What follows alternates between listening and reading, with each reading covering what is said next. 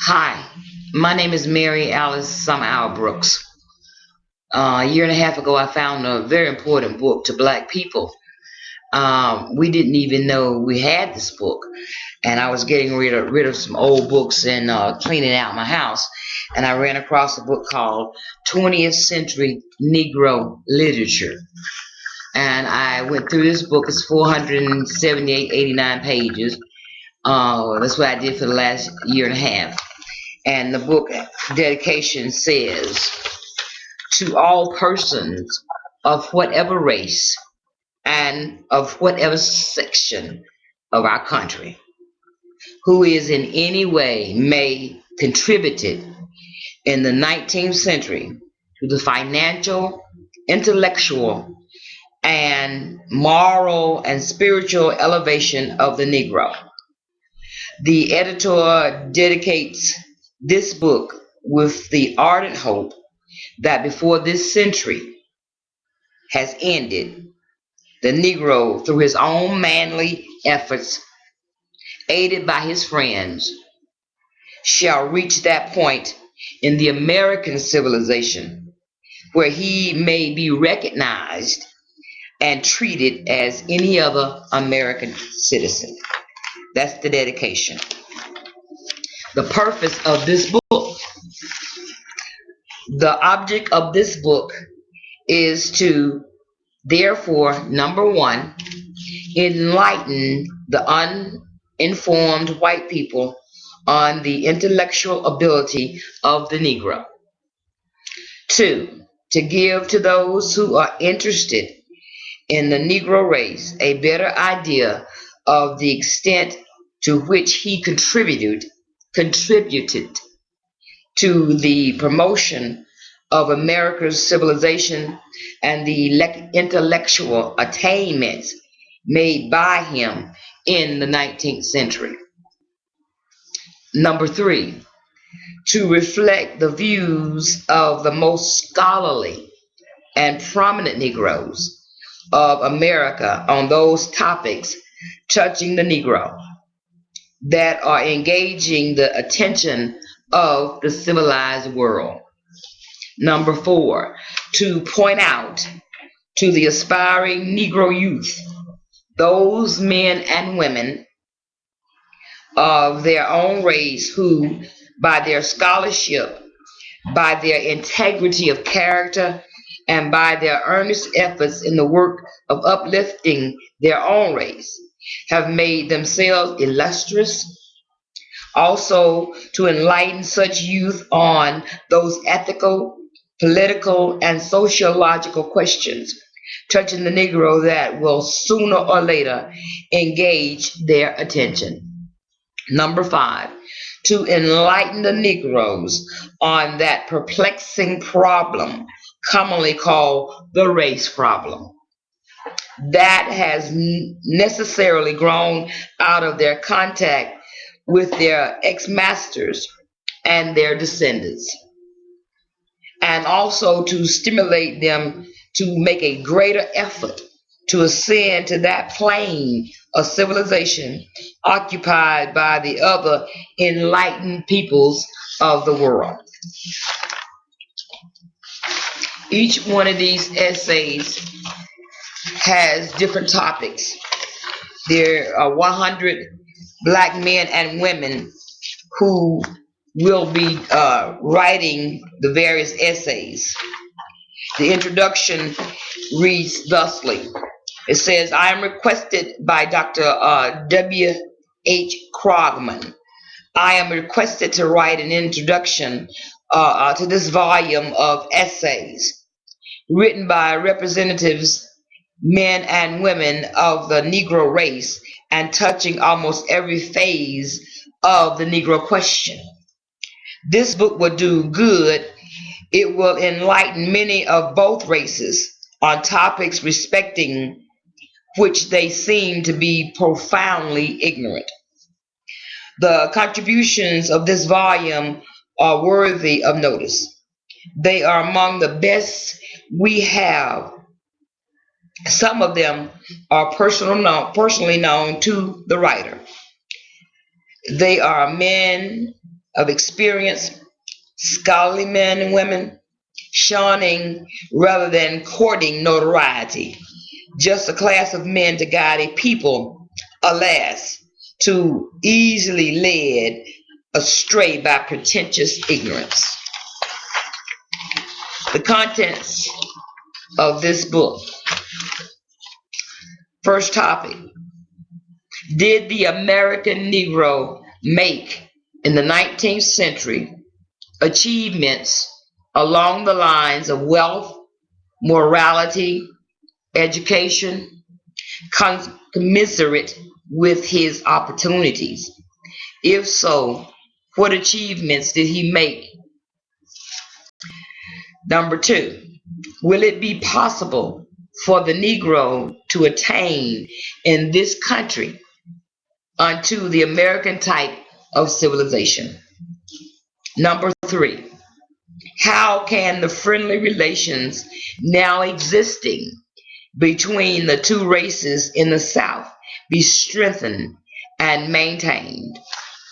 Number four, should the Negro be given an education different from that of the whites? Number five, should the ignorant and non-property holding Negro be allowed to vote? Next subject, is the criminal Negro justly dealt with in the courts of the South? Number seven, to what extent is the Negro pulpit uplifting the Negro race? 8, is it the time for the Negro colleges in the South to be put into the hand of Negro teachers? Number 9, will the education of the Negro solve the race problem? Number 10, what role is the educated Negro woman to play in the uplifting of her race? 11, how can the Negroes be induced to rally more to Negro businesses, Negro business enterprises, and to their professional men? Number 12, what are the causes of the great mortality among the great mortality among the Negroes in the cities of the South, and how is that mortality to be lessened? Number 13, what should be the Negro's attitude in politics?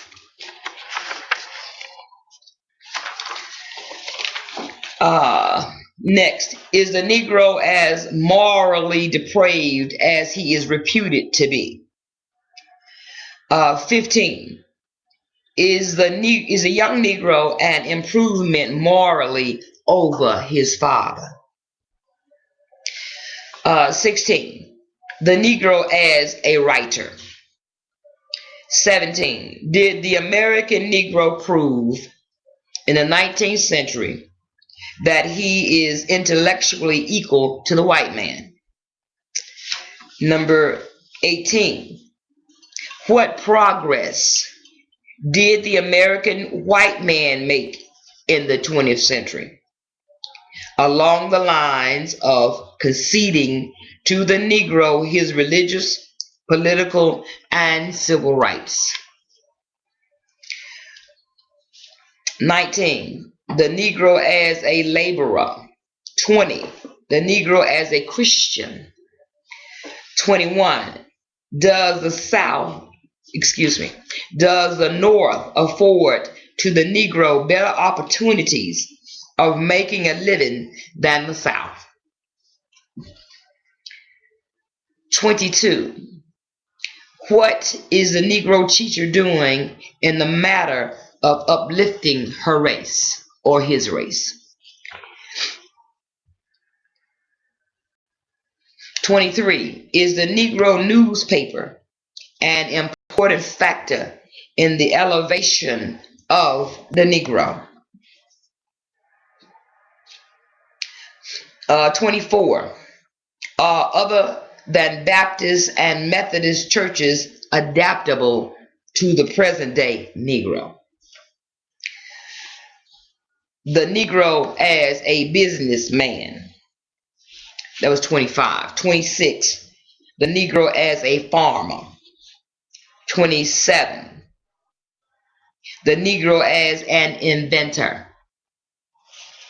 28. What's the omen? 29. Why the Negro race survives. 30. The signs of a brighter future for the Negro. Okay. 31. Negro criminality. 32. The American Negro's opportunities in America. 33. The Negro and education. 34. A Negro in it.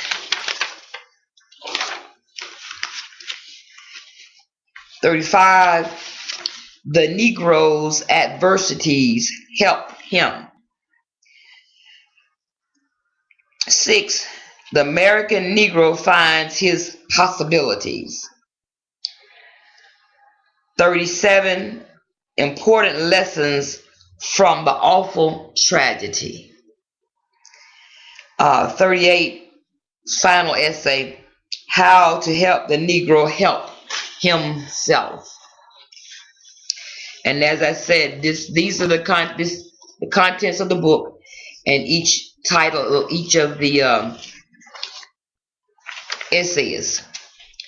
And they went to schools such as Biddle University, Princeton Theological Seminary, University of Michigan, Ohio Medical University, Clark University, South Atlanta, Georgia, Allen University, Oberlin High School, Oberlin College, Bethel University, Little Rock, Arkansas, Pierce Academy, Middleborough, Massachusetts, Clayton University, Orangeburg, South Carolina, Atlanta University, Fisk University, Nashville, Tennessee, Howard University, Hampton Institute in Hampton, Virginia, Cottrell Normal and Industrial Institute, Cottrell College, Rhode Island State Normal School in Providence, Lincoln Institute, Jefferson City, Missouri, Phillips School, New Orleans University, Central Tennessee College in Nashville, Boston University, Yale University, Washington, Gammon Theological Seminary, Atlanta, American Negro Academy, Syracuse University, Syracuse, New York, Richmond High and Normal School, Guadalupe College, Seguin, Texas, Wiley University, Marshall, Texas, Samuel Houston College, Austin, Texas, Livingston College, Salisbury, Central Colored Grammar School, Virginia Normal and Collegiate Institute, the Slater Industrial and Slater Normal School, St. Augustine Normal and Collegiate Institution, Raleigh, North Carolina, American Academy of Social Political Science, Clayton University, Orangeburg, South Carolina, Central High School, Walden University, Nashville, Tennessee, Lane College, Jackson, Tennessee, Boston University School of Law, South Carolina University, Bernard Institute, Chester, South Carolina, Howard Graded School, Union, South Carolina, Clinton Institute, Atkins College, Roman Catholic School, Methodist Episcopal Institute, the Goodwill Academy, Sumter County, South Carolina, Talmadge College, Talladega College, Florida State Normal and Industrial College, Tallahassee, Payne High School at Girthworth,